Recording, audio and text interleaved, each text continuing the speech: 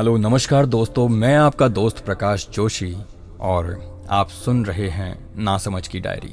जी हाँ दोस्तों, मैं आपके लिए लेकर आता हूँ बहुत ही छोटी मगर प्यारी सी कहानियाँ, जिसे सुनकर आप अपने किसी चाहने वाले को याद कर सकते हैं या किसी की याद आपको ज़रूर आती होगी।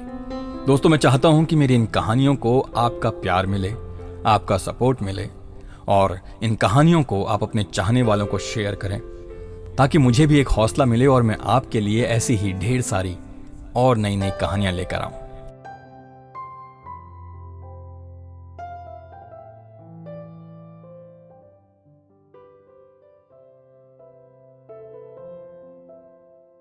वो ठंड और ठंड में कपकपाते मेरे होंठ जैसे तैसे तुमसे कुछ बोल पा रहे थे। जानती हो, मेरे जिस हाथ में मोबाइल था उस ठंड से जम चुका था, पर मैं तुमसे बात करना बंद नहीं कर सकता था, क्योंकि मैं जानता था कि उस रोज सुबह से तुम मेरा इंतजार कर रही थी। सुबह से तुमसे बात जो नहीं हुई थी, मैं तुम्हें और इंतजार नहीं करा सकता था। मैं करता भी तो क्या, पूरे दिन ऐसी भागदौड़ थी कि सांस लेने की फुर्सत नहीं थी, और जब फुर्सत थी तब बस तुम्हारे नाम की एक सांस ही ली थी।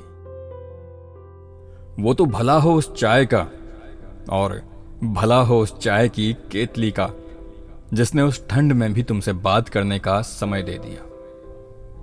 उस केतली पर अभी इतना प्यार आ रहा था कि जितना कभी तुम पर आता है। अगर वो चाय ना आती और वो केतली वापस देने ना जाता तो शायद उस वक्त भी तुमसे बात ना हो पाती। वो चाय की केतली उस समय मेरे लिए तुम थी, जिसकी गर्माहट में मुझे तुम्हारे आगोश की गर्माहट मिल रही थी। चाय तो मैं पी चुका था, पर वो मजा नहीं था जो तुम्हारे साथ पीने में आता है। पर उस सुनसान सड़क और अनजान शहर में उस केतली ने न जाने कैसे तुम्हारा साथ दे दिया। जानती हो उस वक्त क्या महसूस हो रहा था? काश कि तुम होती उस सुनसान सड़क में मेरे साथ। काश कि उस केतली के हैंडल की जगह तुम्हारा हाथ होता मेरे हाथ में, एक याद होती साथ में। मजा ही कुछ और होता, है ना? तो दोस्तों, इसी तरह से सबवे क्रिएशन के मेरे इस चैनल पर सुनते रहिए नई नई और छोटी छोटी कहानियां प्यार भरी। और जी हाँ, जाने से पहले प्लीज़ सब्सक्राइब करना मत भूलिए और ये बेल आइकन को भी दबा दीजिए, ताकि आपको मेरी अगली स्टोरी की नोटिफिकेशन आती रहे।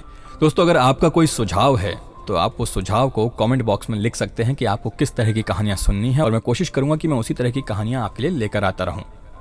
चलिए मिलते हैं अगली एक नई कहानी के साथ, तब तक के लिए गुड बाय।